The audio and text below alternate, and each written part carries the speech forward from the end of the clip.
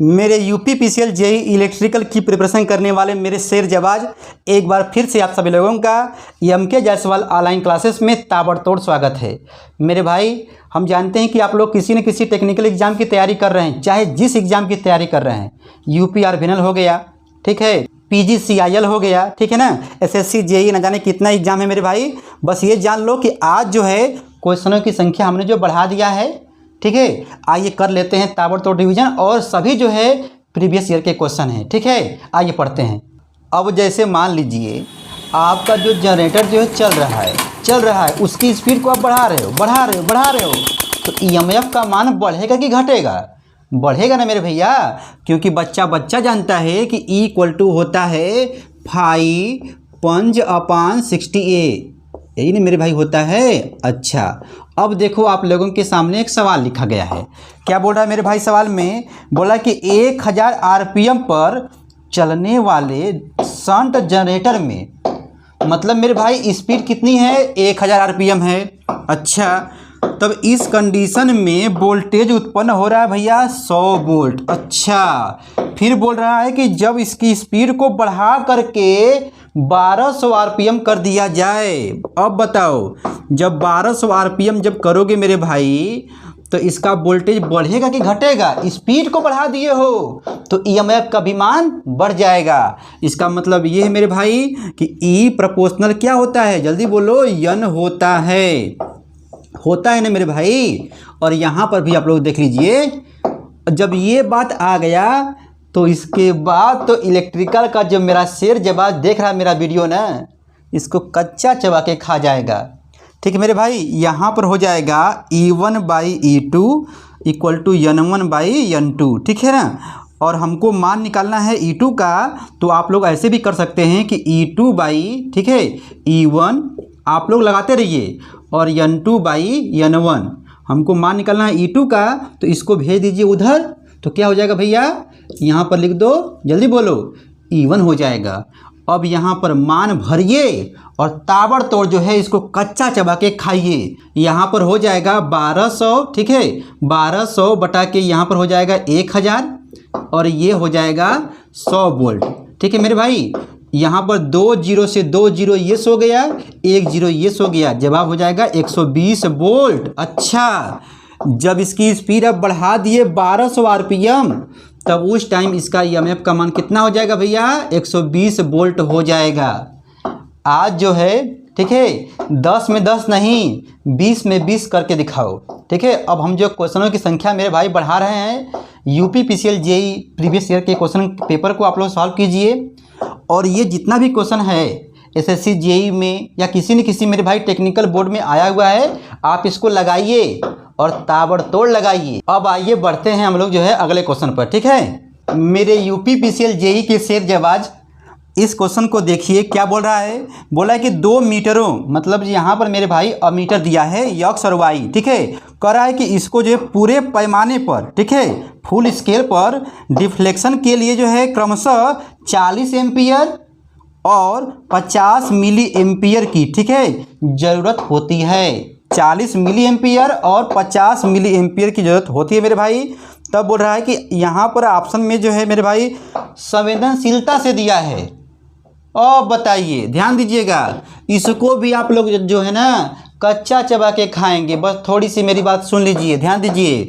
जब संवेदनशीलता मेरे भाई जब देता है ना, जब पूछता है, तो आप लोग बस इतना याद कीजिएगा, ठीक है। करंट दिया है ना, तो यहाँ पर होता है 1/I, बस। मतलब मेरे भाई जब करंट का मान जब बढ़ेगा ना, तो संवेदनशीलता जो होता है, सेंसिटिविटी जो होती है ना, घटती है। उल्टा संबंध है, ये हंसेगा तो ये रोएगा, ये रोएगा तो ये हंसेगा, ये बढ़ेगा तो ये घटेगा। तो यहाँ पर मेरे भाई एक यक्स है, क्या है, वाई वाला है मीटर है, तो इसका दिया है 40 मिली एम्पियर और इसका दिया है 50 मिली एम्पियर। तो आप मुझे ये बताओ, जब आप लोग जब निकालोगे, ठीक है, 1/40 और यहाँ पर आएगा 1/50, ठीक है मेरे भाई, तो किसका जो है यश का मान जो अधिक होगा, इस वाले का कि इस वाले का? इस वाले का अधिक होगा, ये तो बच्चा बच्चा जानता है। तो मेरे भाई कहने का मतलब यह है कि यक्स वाले की जो सेंसिटिविटी होगी अधिक होगी किससे भैया? वाई वाले से। ठीक है ना मेरे भाई? तो अब आप लोग जो है ऑप्शन को अपने तरीके से देख लीजिए कैसे पूछा है। तो यहाँ पर मेरे भाई जो है ध्यान से देखिए, ऑप्शन नंबर जो सी सही है। ठीक है, बोला कि X is more sensitive than Y. ठीक है ना, यक्स जो है वायु से ज़्यादा संवेदनशील है। आप लोग लगा लोगे ना?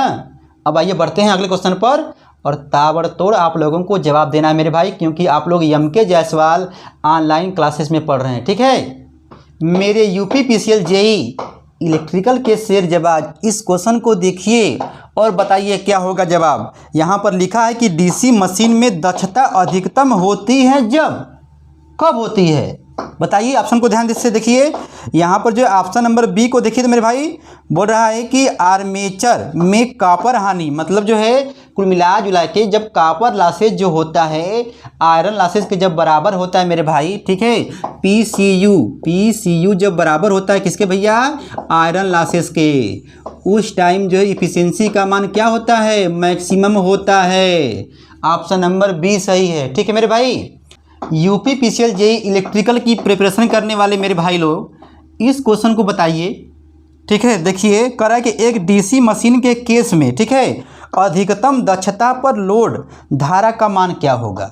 अब बताइए भैया, आप बोल रहे हैं कि एन मैक्स हो, सॉरी नीटा मैक्स हो, मतलब जो है दक्षता क्या हो? अधिकतम हो। तो बच्चा बच्चा जानता है पीसीयू बराबर क्या होता है? जल्दी बोलो भैया।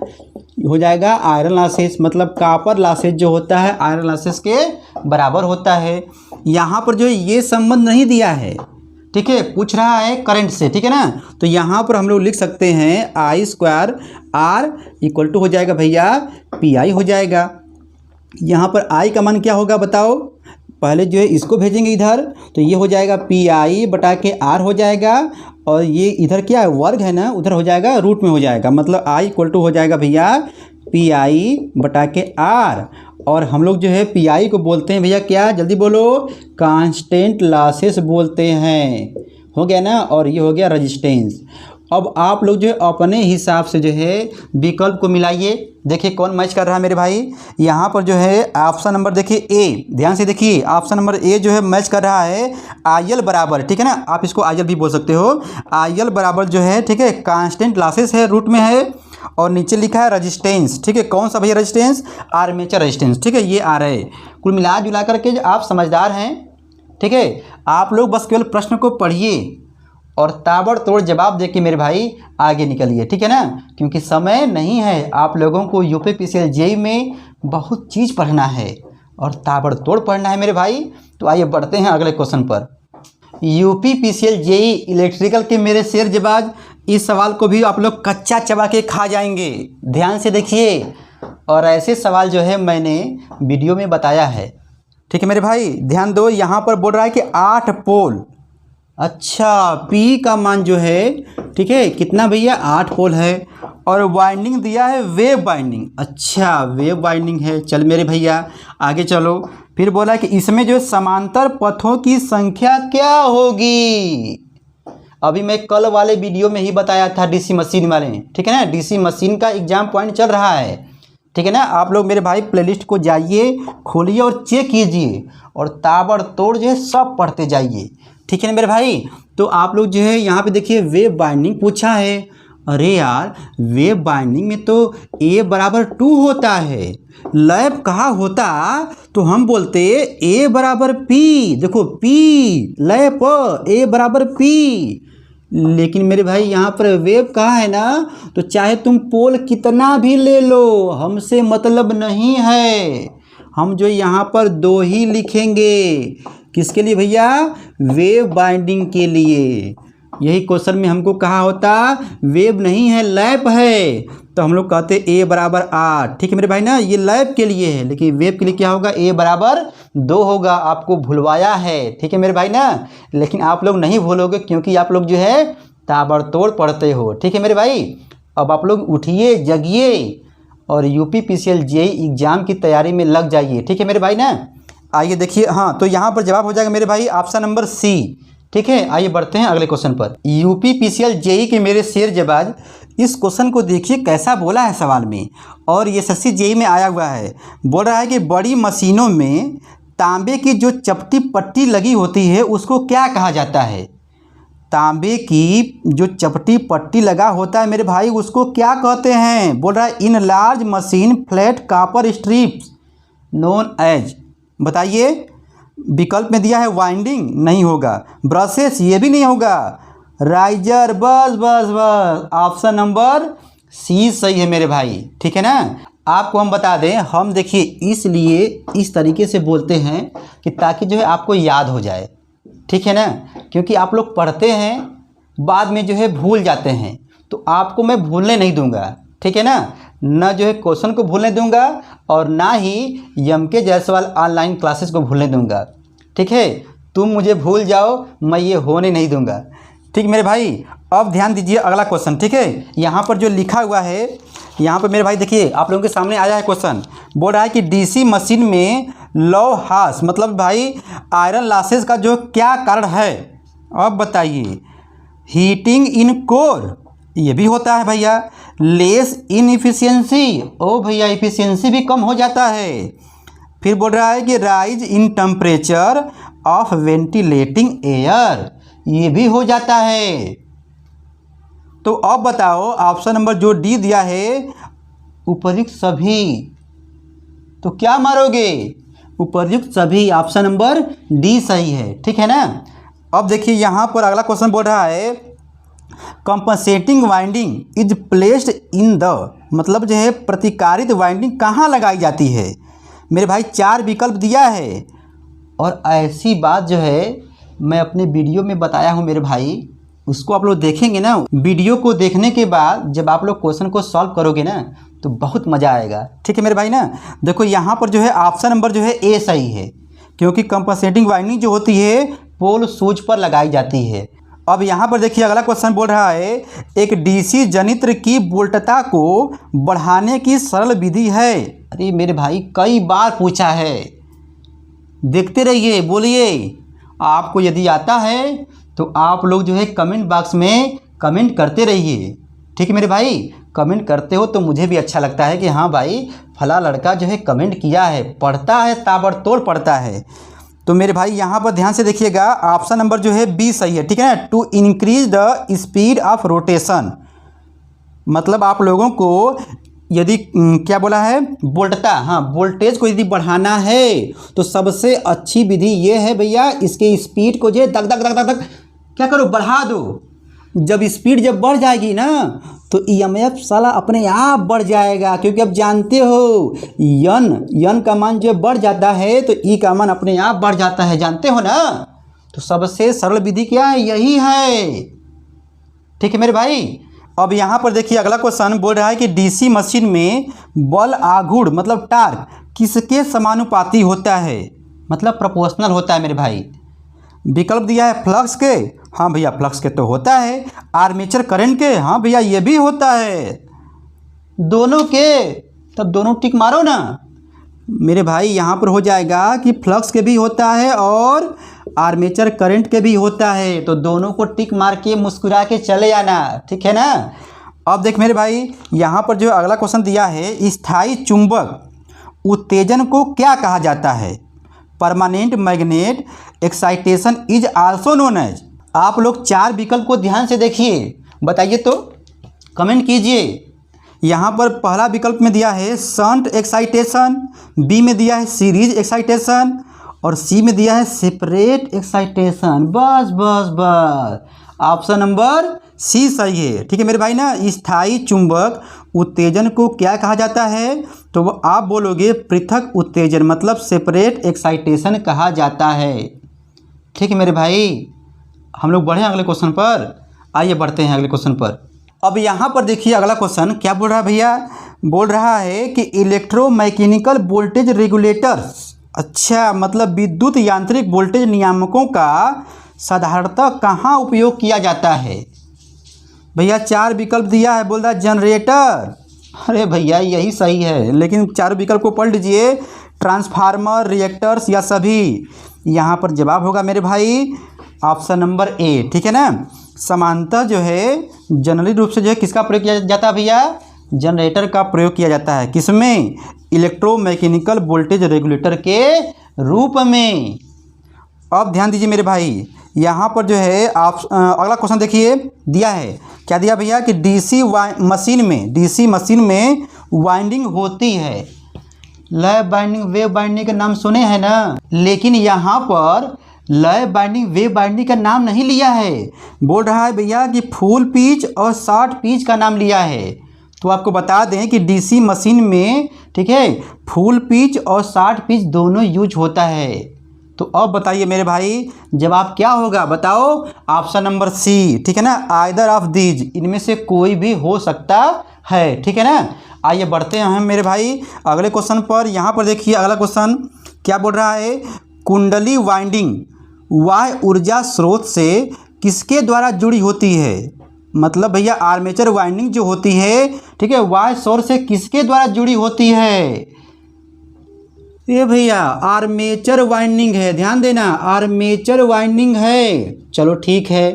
अब ये जो है, ठीक है, किससे जुड़ी होती है? वाय परिपथ से।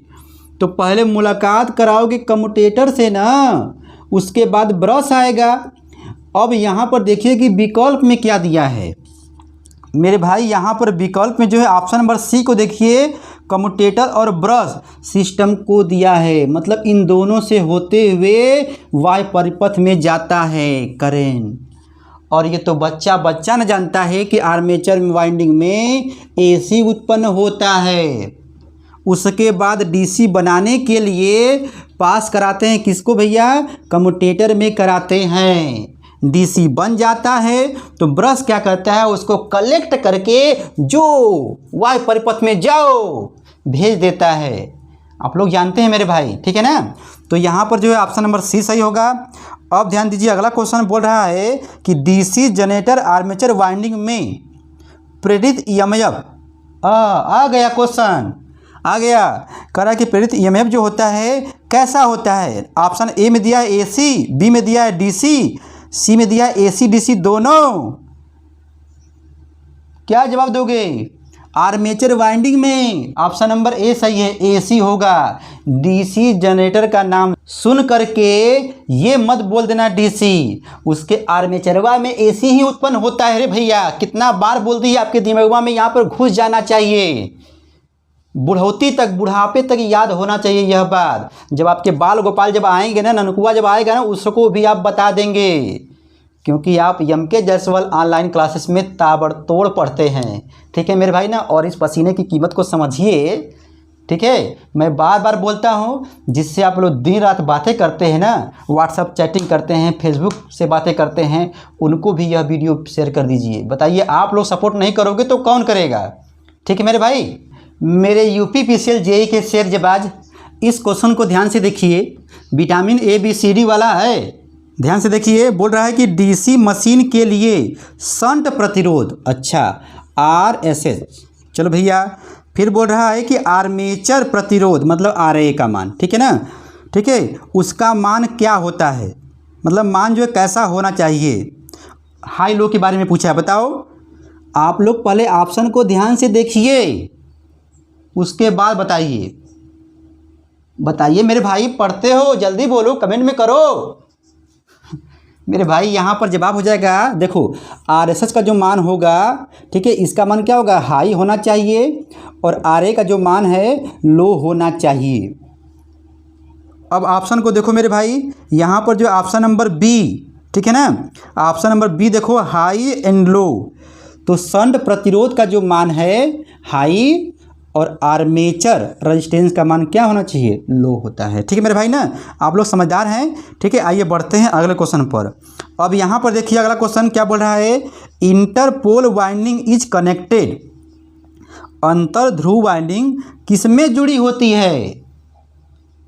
ये भी क्वेश्चन हम कराए थे एग्जाम पॉइंट में, हम जो लिखे थे, क्यों लिखे थे कि ताकि पहले एग्जाम पॉइंट वाला लड़कों को याद हो जाएगा। मतलब आपको इलेक्ट्रिकल के मेरे शेर जबाज को जब याद हो जाएगा, जब कराएंगे क्वेश्चन ना, कच्चा चबा के खा जाएंगे, ठीक है ना। देख मेरे भाई, इसलिए मैं बोल रहा हूँ कि बार बार कि आप लोग जो प्लेलिस्ट को चेक कीजिए, 1 घंटे 2 घंटे आधे घंटे जब भी समय मिले थोड़ा सा वीडियो को लगा करके देख लिया कीजिए, ठीक है मेरे भाई ना। तो यहाँ पर अगला क्वेश्चन क्या बोले थे, हाँ तो यहाँ पर लिखा भैया इंटरपोल की बात ना। तो इंटरपोल जो है, ठीक है, किस में जुड़ी होती है बताओ, बोल भैया। यहाँ पर ऑप्शन नंबर ए को देखो क्या लिखा है, आर्मेचर के श्रेणी में। आर्मेचर के श्रेणी में मतलब इंटरपोल बाइंडिंग जो होता है आर्मेचर के साथ श्रेणी में जुड़ा होता है, ठीक है मेरे भाई, सीरीज विथ आर्मेचर। मैं बार बार रिपीट करूँगा तब तक जब तक कि आपके इस दिमागवा में ना घुस न जाए, ताकि जब आपके एग्ज़ाम में जब क्वेश्चन जब आए ना तो आप लोग मुस्कुराते हुए, देख मेरे भाई एग्ज़ाम का जो पैटर्न है अब टेढ़ा हो गया है, टेढ़ा है पर मेरा है, ठीक है ना। जो भी पढ़ो ठोस पढ़ो, और प्रश्न जब आ जाए ना तो उसको कच्चा चबा के खा जाना। देख मेरे भाई यहाँ पर जो है बोल रहा है अगला क्वेश्चन, ध्यान से देखिए, बोला कि stability of system, stability of A system is not affected by, मतलब जो है प्रणाली की स्थिरता जो होती है वो प्रभावित नहीं होती है। भैया लॉसेस जो है चाहे बढ़े चाहे घटे स्टेबिलिटी पर कोई प्रभाव नहीं पड़ता है रे मेरे भैया, स्टेबिलिटी पर नो इफेक्ट। ऑप्शन को देखो, कह रहा है ए में लाइन का रिएक्टेंस, नहीं लॉसेस, ऑप्शन नंबर बी। कहने का मतलब यह है कि स्टेबिलिटी जो है लॉसेस पर डिपेंड नहीं करती है, ठीक है ना। Stability of A system is not affected by losses. कौन सा लॉसेस, कोई भी लॉसेस, हमसे उससे क्या मतलब, लेकिन लॉसेस के द्वारा जो है इफेक्ट नहीं पड़ता है, ठीक है ना। आप लोग समझदार हो, यहाँ पर मेरे भाई ताबड़तोड़ बोलना होता है, कभी कभी जो है जुबान से जो है फिसल जाता है आवाज़, ठीक है ना। तो इसके लिए जो है आप निश्चिंत रहें। देख मेरे भाई अगला क्वेश्चन जो दिया है बोल रहा है कि मोटर की आवृत्ति, ओ यफ का मान दिया है, ध्यान दो, यफ का मान दिया है कितना भैया, 50 हर्ट्ज। चल मेरे भाई, और उसके बाद बोल रहा है स्पीड 500 आरपीएम। चल भैया 500 आरपीएम, क्या पूछ रहा है भैया आगे बोल रहा है कि कितने ध्रुवों की आवश्यकता होगी, पी का मान। अरे भैया इसको तो मेरा इलेक्ट्रिकल का शेर जवाब जो कच्चा चबा के खा जाएगा, ध्यान से देखना। यन इक्वल टू क्या होता है, 120 एफ अपान पी होता है ना। पी पूछे हो तो तू आ जा इधर, तू चल जा इधर, मतलब पी इक्वल टू हो जाएगा 120 एफ अपान यन हो जाएगा। अब इसमें मान भर करके मेरे भैया कच्चा चबा जाना और कमेंट बॉक्स में कमेंट कर देना, इसको हम नहीं लगाएंगे, ठीक है ना। 120 गुणे 50 लिखना और यहाँ पे लिखना 500 और हल करके कमेंट में लिख देना, ठीक है। आइए बढ़ते हैं अगले क्वेश्चन पर। यूपी पीसीएल जेई के मेरे शेर जबाज, चाहे आप जिस टेक्निकल एग्ज़ाम की तैयारी कर रहे हो, यूपी आरबिनल हो गया, पीजीसीआईएल हो गया, एलएमआरसी हो गया, एसएससी जेई हो गया, अरे भैया इतना सारा एग्ज़ाम है, मैं किनका नाम गिनूँ, ठीक है ना। इस क्वेश्चन को देखो, सारा प्रीवियस ईयर का क्वेश्चन है मेरे भाई, ठीक है। बोल रहा है कि आई स्क्वायर आर लॉसेस या ओमिक लॉसेस को एक और नाम से जानते हैं, बताओ। ध्यान से देखिए भाई, और ऐसे क्वेश्चन जो है हम कराए हैं, जवाब हो जाएगा मेरे भैया। आई स्क्वायर जो आर जो बोल रहे हो ना, ठीक है, इसको बोलते हैं ओमिक लॉसेस, ठीक है। और मेरे भाई इसको हम लोग जो है कॉपर लॉसेस भी बोलते हैं। अच्छा ध्यान देना, जब ये आप बोल ले रहे हो तो इस बात को भी जानो कि ये क्या होता है, वेरिएबल लॉसेस होता है। लो एक नाम और आ गया, भगवान विष्णु का नाम सुने हो ना, उनके बहुत अवतार हैं, कभी राम कभी श्याम कभी मोहिनी का अवतार ले लेते हैं, ठीक मेरे भाई, बहुत सारे अवतार हैं। देखो 1 अवतार 2 अवतार 3 4 तो यहीं पे जान गए। मतलब जो है वेरिएबल लॉसेस कहो, चाहे कॉपर लॉसेस कहो, चाहे जल्दी बोलो आई स्क्वायर आर कहो, चाहे ओमिक लॉसेस कहो, चाहे वाइंडिंग लॉसेस भी होता है, वाइंडिंग लॉसेस भी होता है मेरे भैया। बताने को तो बहुत मन करता है, ठीक है ना, लेकिन मेरे भाई चैनल जो है नया है, मुझे आप लोगों के सपोर्ट की ज़रूरत है। हम जो भी बताएंगे ताबड़तोड़ बताएंगे कि ताकि आपके समय की बचत हो। बस केवल आप लोग जो है यहाँ पर रिवीजन करते रहिए, ठीक है ना। यूपी पीसीएल जेई इलेक्ट्रिकल कि मेरे शेर जबाज इसको आपको बताना होगा। इसमें भी विटामिन ए बी बस सिर्फ है, लेकिन आपको बताना होगा। ध्यान से देखिए, बोल रहा है कि इफ़ द नंबर ऑफ पोल, यदि पोल की संख्या, ठीक है ना, को घटा दिया जाए। एग्जाम पॉइंट वाले क्वेश्चन में मैं कराया हूँ, ठीक है ना, बताया था कि पोल की संख्या को घटा दिया जाए तब स्पीड का मान क्या होगा। बच्चा जानता है, n इक्वल टू होता है 120f/p। बस भैया, इसको घटा रहे हो तो ये बढ़ जाएगा, ठीक है ना। आइए बढ़ते हैं अगले क्वेश्चन पर। यहाँ पर मेरे भाई दिया है कि बैटरियों को चार्ज करने के लिए निम्नलिखित में से किस जनरेटर का उपयोग करते हैं। देखो, बैटरी को चार्ज करना है लेकिन जनरेटर पूछ रहा है। अब बताओ, जो आपके घरवा में जो लगा है चार्जर ना, मोबाइल चार्जर में, ठीक है, उसमें जो रेक्टिफायर लगता है, एसी को डीसी बनाता है, पीएन डायोड करता है ना। बहुत सारी बातें हैं, बता दें। अब ये ध्यान से देखो, जब तुम मुझे ये बोल दियो भैया कि रेक्टिफायर का नाम जब ले रही है ना, तो एसी को डीसी में बदलता है, लेकिन उसमें कुछ एसी की मात्रा रह जाती है, उसी को तो कहते हैं रिपल फैक्टर। उसको छानने के लिए ना, जैसे आप लोग चाय छानते हो ना, छानने के लिए जो लगाते हो फिल्टर, क्या लगाते हो, फिल्टर। और फिल्टर के रूप में जो है ना, यल फिल्टर, सी फिल्टर, एलसी फिल्टर, पाई फिल्टर का प्रयोग करते हो।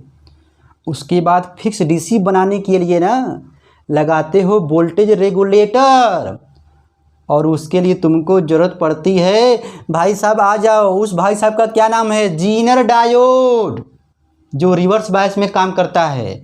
तो ये हुआ चार्जिंग की व्यवस्था, ठीक है ना। हम चले गए किसमें, इलेक्ट्रॉनिक्स फर्स्ट में चले गए, ठीक है मेरे भाई। तो यहाँ पर ये पूछा है कि भैया बैटरी को चार्ज करना है तो कौन से जनरेटर का प्रयोग करोगे। बोलो, जवाब हो जाएगा मेरे भाई शंट जनरेटर, ठीक है ना। आप लोग जो है प्रश्न को पढ़ते रहिए। यहाँ पे मेरे भाई जो है जवाब हो जाएगा ऑप्शन नंबर बी। अब चल मेरे भाई, अब देखो क्वेश्चन दिया है कि a DC generator can be as, ठीक है। अब देखो मिला जुला करके कि डीसी जनरेटर को और क्या कहा जा सकता है। तो यहाँ पर भाई ध्यान से देखो, option number A rotating amplifier, घुर्डी प्रवर्धक कहा जा सकता है। बात घुस रही है कुछ। एग्जाम पॉइंट में मैंने जो ये पहला ही क्वेश्चन लिया था, ठीक मेरे भाई। अब इलेक्ट्रिकल का शेर जबाज मुझे ये बताएगा, ध्यान से देखिए, कह रहा है कि डमी कॉयल, अच्छा, in DC generator is provided to reduce, मतलब जो डीसी जनरेटर में, ठीक है, डमी कॉयल का प्रयोग करते हैं किसको कम करने के लिए। बताओ, बोल भैया, किसको कम करने के लिए। यहाँ पर जो ऑप्शन नंबर ए जो दिखाई दे रहा है ना, मैकेनिकल अनबैलेंस, बस यांत्रिक असंतुलन को, ठीक है ना, ठीक करने के लिए, कम करने के लिए हम लोग क्या करते हैं, डीसी जनरेटर में डमी कॉयल का प्रयोग करते हैं। भूलोगे और मैं तुमको ऐसे भूलने दूंगा, तुम मुझे भूल जाओ, ये हो सकता है नहीं। आओ बढ़ते हैं अगले क्वेश्चन पर। ध्यान से देखो, बोल रहा है कि निम्नलिखित में से कौन सा डीसी जनरेटर आर्क वेल्डिंग में कार्यरत होता है। आर्क वेल्डिंग वाला आ गया। वेल्डिंग जनरेटर में मेरे भैया लैप बाइंडिंग का प्रयोग करते हैं, लेकिन यहाँ पर बोल रहा है कि डीसी जनरेटर आर्क वेल्डिंग में कार्यरत है।